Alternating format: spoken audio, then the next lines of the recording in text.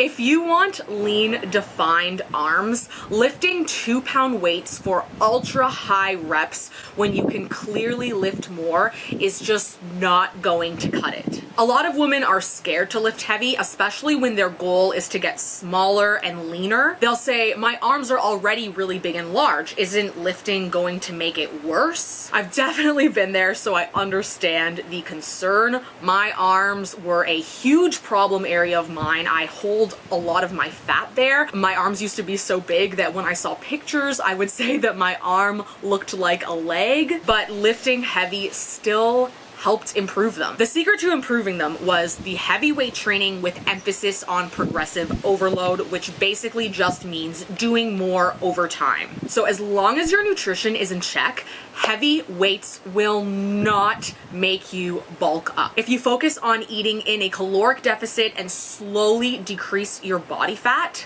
you will end up with lean, defined, toned arms and just a nicer overall upper body shape. And not to mention, when you gain muscle, it speeds up your metabolism, so you're going to reach your fat loss goals even easier. Don't be afraid to embrace strength training and get strong. So speaking of that, in today's video, I'm going to show you a killer back, shoulder, and chest workout. Building up these muscles basically can help you create the illusion of more of an hourglass shape because you're building them up, so you can create a rounder up top, rounder legs, smaller waist. Oh yeah, so get lifting those weights. Okay, so this is the upper body mobility routine, and I do this before every upper body workout, and it just obviously it helps warm up your shoulders, prevents injury, allows you to get the most out of the workout. So here I am doing this with a resistance band, but you can also do this with very light weights. So if I'm not doing it with a band, I'll do it with 2.5-pound plates because this is not meant to be strenuous. It's literally just supposed to warm up your joints. So first exercise I did was external rotations. Now I'm doing lateral raises.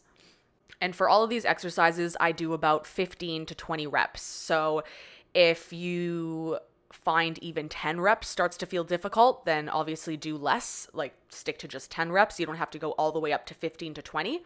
And now here I'm doing resistance band pull-aparts. So basically this part of the warm-up is always going to be a rear delt exercise. So if you don't have a band and you're not doing the banded pull-aparts, you can do like face pulls, you could do cable rear flies, you could do dumbbell flies. And now here we're doing 90-degree rotations. So this I always do use a plate as opposed to the band, just because I find it a little awkward with the band. And then I finish off with side to front raises. Now for this one, I usually do a little bit less reps. I just listen to my body and see how I feel. So sometimes I might actually just stop at 10 since it's nearing the end of this circuit. I might be a little bit tired, so I won't go all the way up to 15 to 20. And then last thing is banded pullovers. So this is just, again, to stretch out the shoulders, make sure my range of motion is feeling good. And that is the end of this little circuit. Okay, so for the bird dogs, you want your starting position to be correct. So you want your knees stacked under your hips. You want your wrist and elbows stacked underneath your shoulders. And then throughout the movement, you're going to squeeze your lats and glutes while slowly raising up your opposite arm and leg. And then at the top, you'll hold and squeeze for a few seconds and then slowly lower back down. So you want to keep it very slow and controlled. The point of a bird dog isn't to really race through it and do a lot of reps. It's to really keep every point of the movement very controlled. So if you're speeding up and leaning, like if your hips are leaning to the side at all, you're no longer activating the deep core muscles, so you must keep it in control. There's sometimes when I'm doing this exercise, I'll pause a little bit longer and kind of adjust myself. On this side, you'll see me do that sometimes. So I'm just so focused on the entire alignment of my body the entire time. So this means you don't have to raise your leg and arm up too high.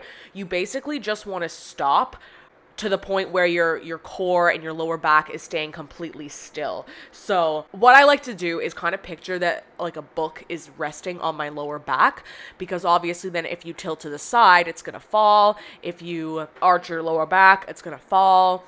If you do like, as soon as you're out of alignment, this book would fall. I actually did do it with a book at home a couple of times. So yeah, that is basically how you're going to do it. And if it's feeling very challenging, then you know you're doing it right.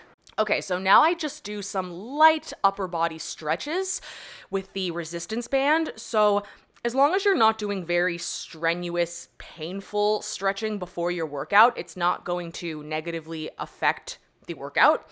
So you're not stretching to the point where it's like, oh, that's really painful. It's just a light stretch, nicely stretching out the muscles. I kind of pulse back and forth lightly.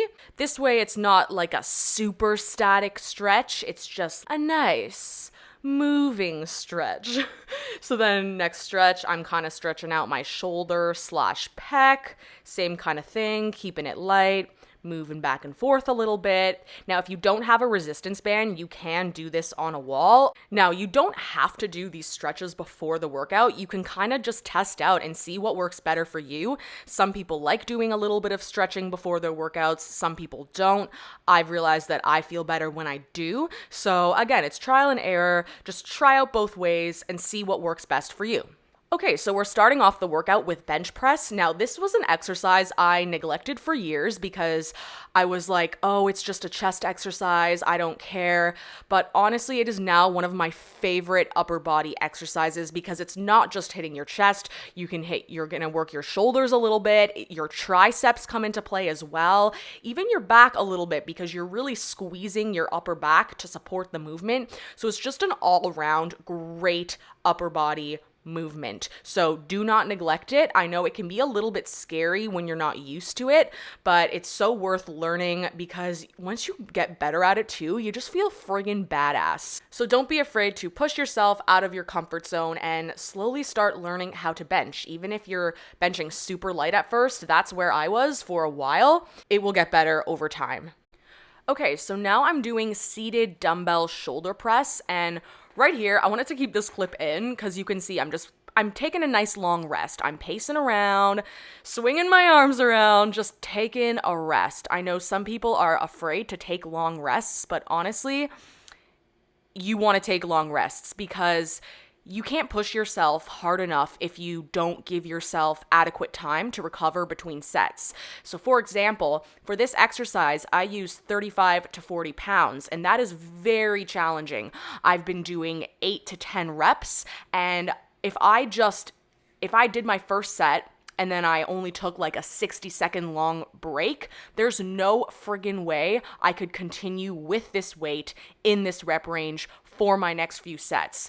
And you want to be focused on getting stronger and moving up in weight because that is what is going to really push your body to change. It's going to speed up your metabolism. It's going to reshape your physique. So don't be afraid to rest. If you are having a hard time resting, then you need to push yourself harder because you should feel like you need the entire rest period. Okay, so next exercise is for your back, and this is bent over barbell rows. Now, these are a very killer effective exercise because you're definitely working quite a bit of muscle groups. Obviously, you're working your back, but then you really got to keep your core tight in order to make sure you're really stabilized. Same thing with your legs. You really have to squeeze them and keep them engaged throughout the movement. You're also making sure your shoulders are pulled back. So really, you're thinking about your entire body. So it's a very challenging movement, and you're getting a lot of bang for your buck. You're hitting the muscles, you're burning the calories. It is a killer one.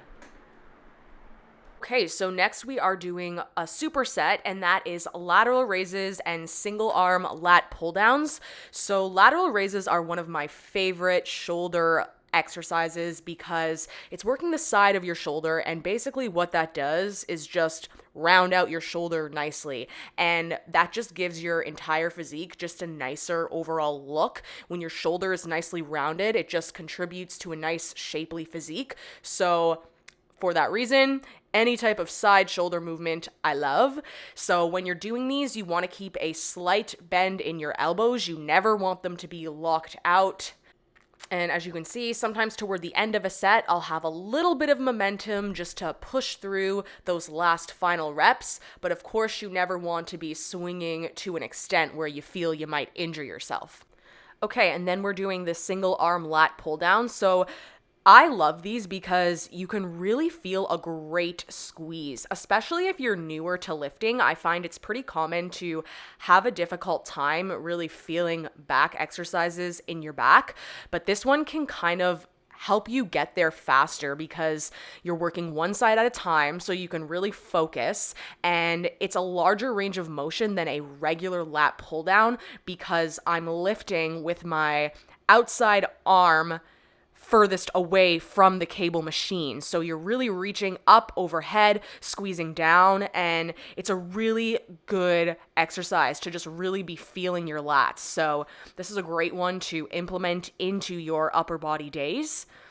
And then when you're finished this, you take your nice long rest and then you start the superset over again. So sometimes if I'm really fatigued, I'll even take a tiny little rest in between exercises. So if my lateral raises completely kicked my ass, I'll take a 30-second rest before I go into my single arm lat pull downs, as opposed to just diving right in. I mean, typically I would say a 30-second rest is very short, but because it's in the middle of a superset, it's enough to really feel a difference and just that little bit of extra recovery. Okay, and now the last superset is side to front raises and cable rear flies. Again, these are two other favorites of mine. I absolutely love them. Side to front raises are killer, so you definitely won't be able to do the same amount of weight for these as you would with lateral raises because you're spending more time under tension. Your arms are up in the air for longer. So these ones, you're just never going to be doing them with an insane amount of weight. Obviously, you're going to keep pushing yourself and striving to improve, but it's not like you're going to aim to do 30 pounds or something with these. So okay, so then I finish those and I go into the cable rear flies. So I'm doing them on a little bit of a higher angle on the cable machine.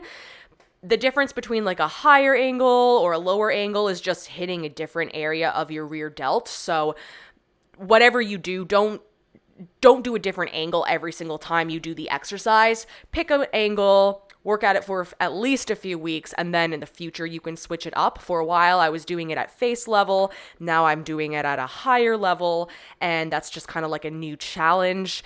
And you pretty much like every exercise, when you're doing this, you really just want to keep your whole body braced. You don't want to be swinging your full body around. You just really want to focus on hitting the rear delt, which is the back of your shoulder. So this is another favorite muscle group of mine to work because, again, it just rounds out your upper body really, really nicely. So do not neglect the rear delts. All right, and that is it for the workout. I hope you guys enjoyed it, and I hope you are inspired to go and lift some heavy weights. Please like and subscribe if you enjoyed this video, and I will see you in the next one. Bye!